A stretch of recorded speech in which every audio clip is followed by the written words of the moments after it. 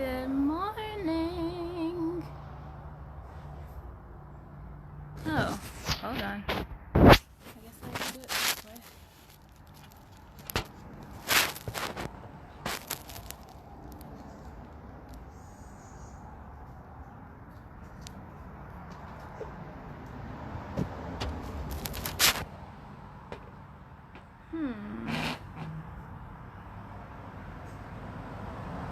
Hello, hello, hello.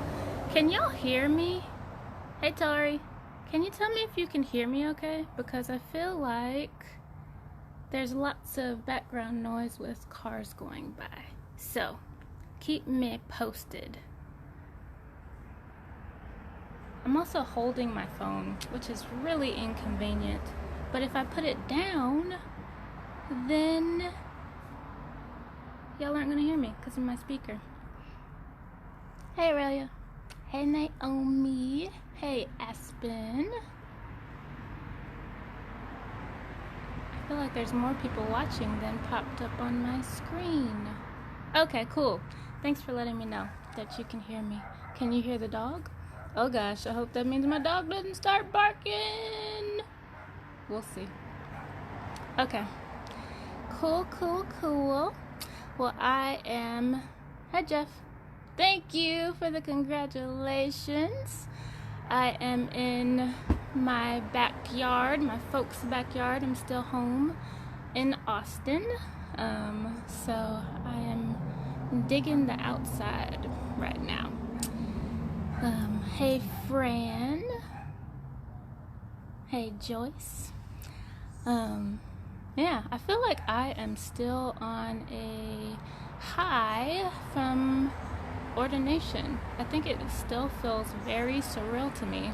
Like, I cannot believe that just happened. It happened. It's done. It's complete. Anyway, so I'm super excited that Peace of Christ, leadership, deacons, everyone that came on and saw it happen were there.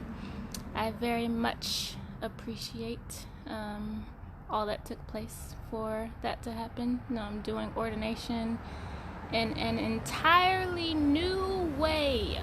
Who has ever heard of a virtual ordination? Reverend Brittany, that's me. So I am glad to be here this morning. I'm doing coffee with the pastor. I would show you my tea if I wasn't holding my phone because I don't drink coffee. But I do drink tea. I'm drinking my favorite tea. I didn't bring the type that I'm drinking out here with you, but it's a black tea with like tastes of orange and everything else. Hey, Jana, I also wanted to tell you, even though I watched the video next to you, I totally missed the fact that you said you have an aloe vera plant named after me. I watched portions of it yesterday and was like, I didn't even hear that. So I feel like as I'm watching the congratulatory video again, yep, there goes my dog barking. Sorry, guys.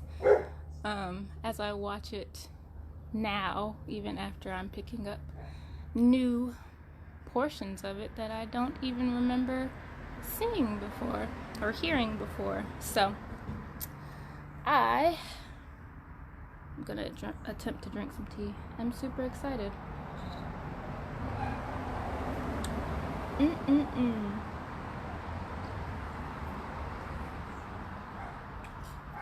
So a really big, important factor of the testimony that I gave for ordination was retelling some stories that I feel like I didn't often hear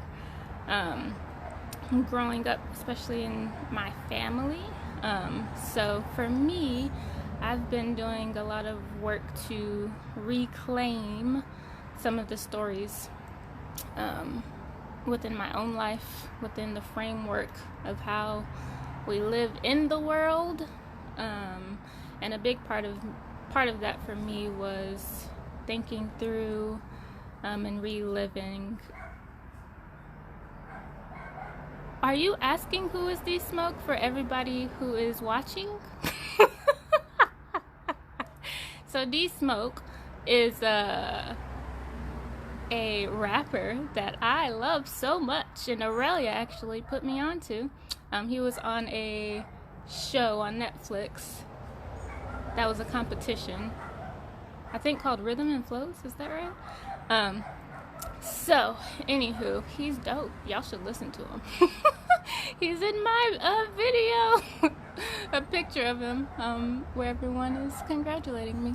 But back to my family.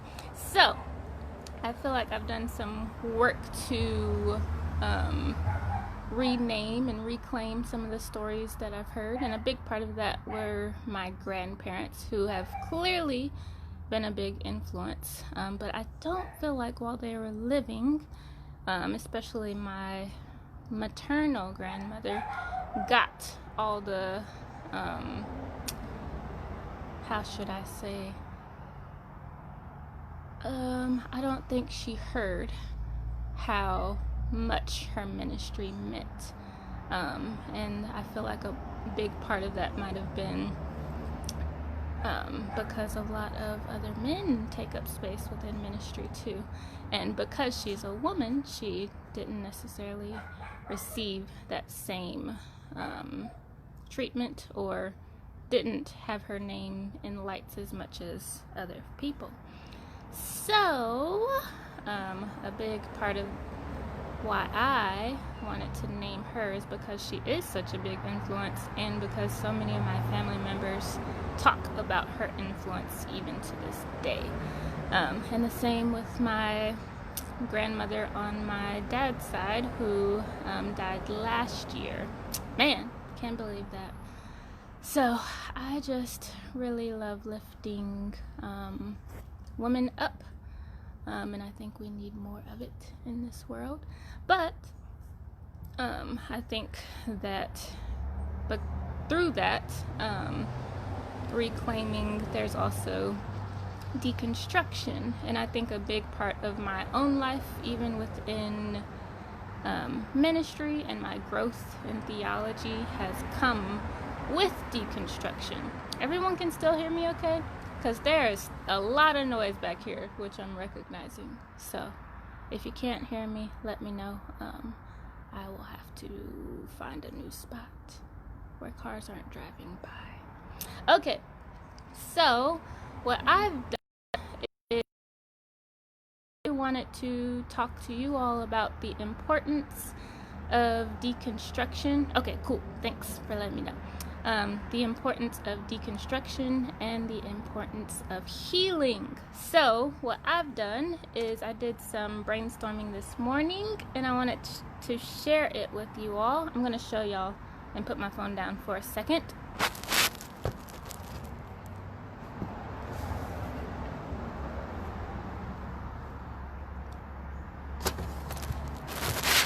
So this is my new way of brainstorming. It's how I prepare, honestly, my sermons, things that I write about that y'all see me post. It is like the blueprint of everything that I get into before it makes some more formal structure, so to speak.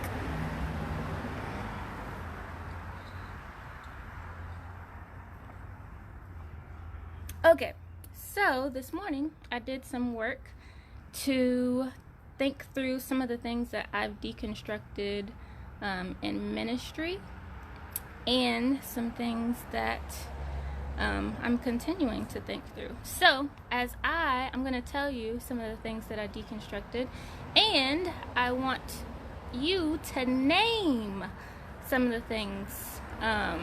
Ooh, thinking maps. Nice, I like that. Yeah. I want you to name some of the things that you've deconstructed for yourself, or are in the midst of deconstructing, so we can have a conversation about it. And even if they've been hard or difficult or fun and adventurous, I want us to create the space to talk about them, or at least to name them. in this space right now.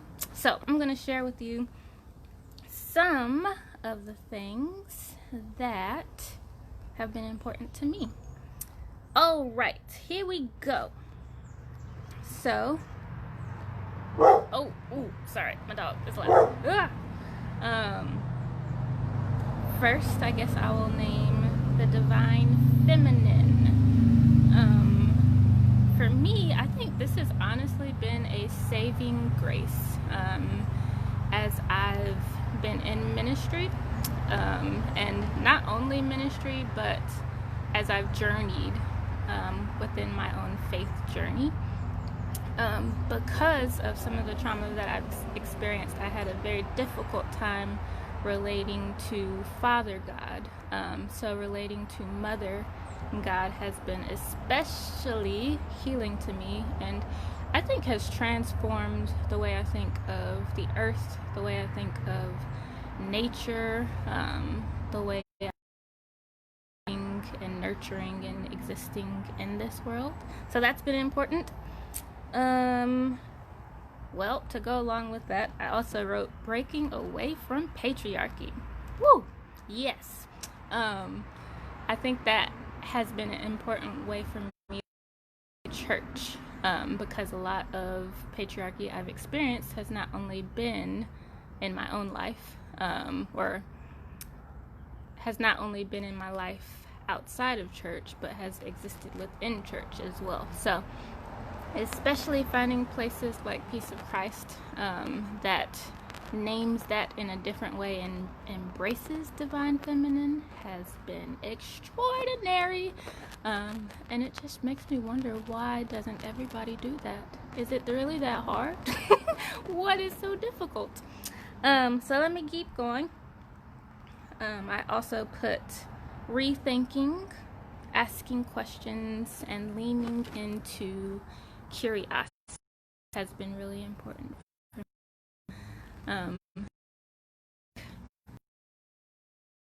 Don't always create the space to say, this is a question that I have, or why haven't I thought about this in a different way? And I actually have a poem I'm going to share with you, not from myself, although I will share mine too, but from something I saw yesterday that a spoken word artist on Instagram wrote, that I will share in a bit. I also put healing wounds, personal and inner and generational trauma has been really important for me to deconstruct and think through, so that I can reconstruct how I think and how I move, and how I continue to live in this world. And honestly, I think as I've done my own healing work, just my own personal traumas, that it re-informs and gives new life and new space to those that I'm around, so that others can do the work to heal themselves, as well as I feel like it heals the wounds within my family, whether that's with my parents, or whether that's with cousins, or whether that's with generations that existed before me. So I really believe that it is healing all around to name your truth, and to continue to own it, the pain, the grief, even the joy that comes from continuing to heal. Okay, I'll share one last one. Oh, yes, to go along with that. This has been important, and I just kind of said it. To reclaim stories. And a big part of that has been within my family, and through it, telling new truths and saying it in profound ways. So, it makes me super excited. I'm gonna scroll through and say the things that you all have mentioned. Universal Christ versus white Jesus. Ooh, wee! Yeah, that is good. Yeah, I like that. I actually, so on my drive, because I drove here to Austin from Pennsylvania, and I was in some conservative spaces, I could tell, where there were a lot of different ways people were advocating for different politicians. So I saw a lot of Trump flags, and I saw like a lot of posters talked about Jesus. And in my head, when I saw that, it made me think of how are they actually thinking about who Jesus is? Are they thinking of a white Jesus or someone completely different? I'm getting a spam caller. Sorry. So thanks for saying that. That's really good. Aurelia has said, I've had to deconstruct a lot. Decolonizing as a whole is a process. Untangling supremacy, informed theology. Yes. Part 2 of your article in Progressing Spirit, coming soon. Can't wait to read that and support you. Ooh, Naomi, you're working on generational trauma. Thank you for being vulnerable and sharing that. I send you love as you work through the tough stuff and you find new love and grace through it as well. Okay, I'm gonna share with you the poem I saw. It's super short, so let me get it. Oh gosh, if only y'all could see my setup. Okay.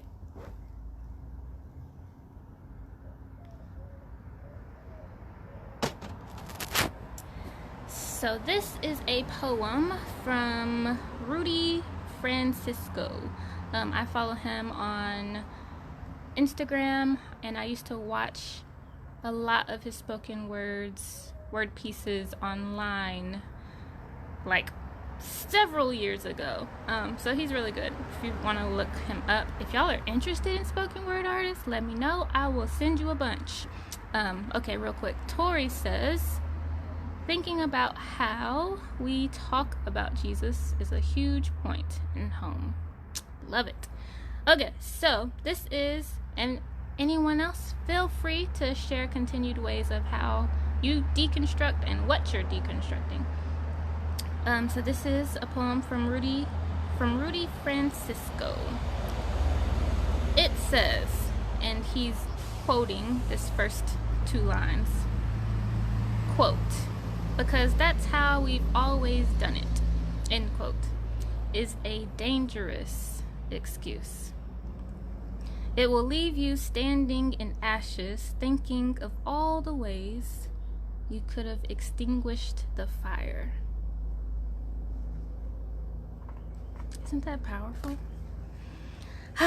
So I feel like Peace of Christ does the important work of naming ways to deconstruct and doing this work so that we can live in new ways. And I think that poem by Rudy Francisco sheds light on how things continue to exist if we don't deconstruct in many ways. So yes, button poetry indeed. Yeah, that's some good stuff.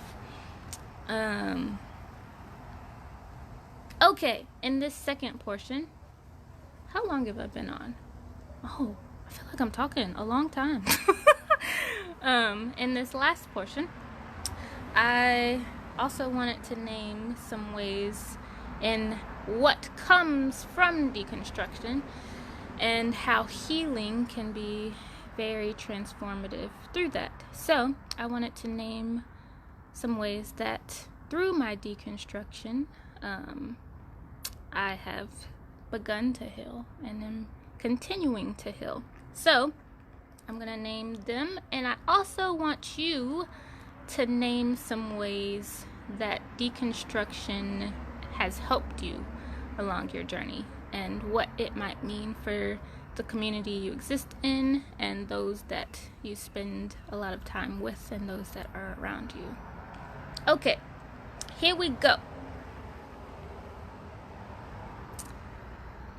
I put live in and into my truth, alignment with people and places have opened up in so many ways. I can't even tell you, just by embracing realignment and reconstruction and new thoughts, how much that's opened me up to be with new people and see people in a new way. It's made me more creative. It's helped me be free. It's given me space to be in new friendships. Oh yes, and interfaith. I just love learning about, well, for one, I love culture in general, so I love learning about different cultures, and I also love learning about different faiths, and how people connect to God, or if they don't connect to God, how they exist in this world. Jeff, thanks so much for being here. Have fun at work. It also has helped me let go. It's helped me speak and use my voice and tell my story. Yeah. I also wrote some ways that I feel like for me have existed in active prayer. So for instance, I feel like traditionally prayer is something that seems like one of the only things that, at least I've been taught, that prayer was one of the primary things that I could do within my faith journey. But I feel like there's so many different ways to include active prayer. So I've included a couple of those as well, such as Reiki. I love Reiki. Basically centering my body and reconnecting and knowing what chakras I need to open up. I also put having a spiritual director, doing yoga. I love in the mornings just to be connected with my body, and to even know what emotions are coming up for me through my body.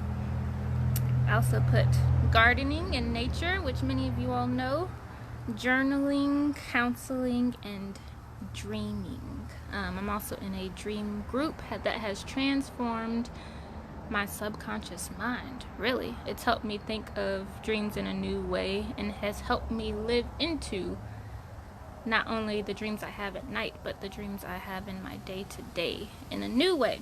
So, name them for me. What are some ways that healing has helped you? Let me read what I have not so far. Deconstructing, this is from Joyce, deconstructing limits on God's grace and finding there are none as I reconstruct. Yes, no limits. That's beautiful. I love it. Tori says deconstruction allowed me to become the spiritual person I was when I was a little girl, before everyone told me what I was supposed to do or to be in my faith. I got back to who I was before doubt crept in. Oh, love it. Thank you, Tori, for sharing. That is beautiful in the ways that you are and have been, and are continuing to become a more spiritual person. So thank you for sharing. What else? I feel like I'm talking a lot. So the last thing I'm going to share is my sorry guys. A poem that I wrote where I feel as though, sorry for this glare. Should I just keep my hand there? Where I feel as the world is learning to live in a new way. So I think a big conversation that people are having is one of racism and how to break down and become anti-racist. So many of you may have seen this already, but I feel like it is important to continue this work of anti-racism, and I think it is much needed in this climate and in this time. So I want you, as I read my poem, to name the work that you are doing now, so that we can live in a more equitable world. And I will also name that this poem is meant for more white folks and more non-black people of color to listen and hear. But it does not mean I am not exempt from work. I think for me, my work as a black person looks different. So for instance, for me, some of it in many ways looks like leaning into rest. Whereas I think all of us need to rest to do sustainable work. I think for black folks in general, it is also rethinking and renaming how we can live and exist and bring joy into this. So, oh, you have a dog too? Nice. Okay, here it goes.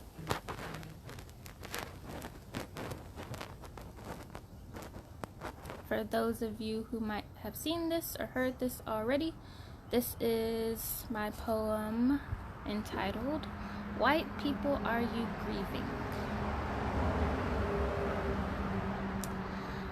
I just have to ask, white people, are you grieving? Not just from the unjust murders of black bodies, but from deconstructing your whiteness and privilege. What will you do after some performative activism? Will you tell yourself well done or keep on till God's kingdom come? How will you lean into anti-racism from within? Be honest and raw with self, naming the ways you've been racist. Are you practically dismantling white supremacy from the books you read? It's one thing to study, it's another to unlearn behavior and practice. Have you truly grasped what equity means? Until this inner work is done, everything will be the same. And I've also included that non-black people of color, you are not exempt from this work. So we all have work to do. It is naming the work that we have to do for ourselves and what that looks like in the world currently. And I will leave you with this. This was a gift from Aurelia. I just have to tell y'all that in the first 2 times that I used this oracle deck, which I find as a new form of healing for me, a new way to open up my theology and embrace a different way I might not have seen God when I was younger. So this, I feel, helps me to reconnect to the divine in a different way. So the first 2 times that I used this deck, I drew the same card. This is Teresa of Avila, and on it it says, "I trust the answers I find within me. I know that the presence of love is real." So the fact that I drew that card twice, the first 2 times that I used it, felt very meaningful for me. So I wanted to share that with you all, and I wanted to read to you all the last thing that this book that sheds light on the person and the people within the deck, what they mean and what they can continue to mean in my own life. So this was very powerful, so I just have to share it. It says, she urges us to meditate, to pray, to go inward and meet with the presence of the soul. And then she asks for us to believe that it is real and that the answers we find are real. She asks us to move that inner truth out into the world with confidence and conviction. So I leave you all with that this morning. I think that was so meaningful for me in aligning with what I wanted to talk about, which was deconstruction and healing. I send you all my love. I hope you all have a great day. I'm glad to be with you and continue to be with you in different ways. So I appreciate all of you, and I look forward to seeing you all soon.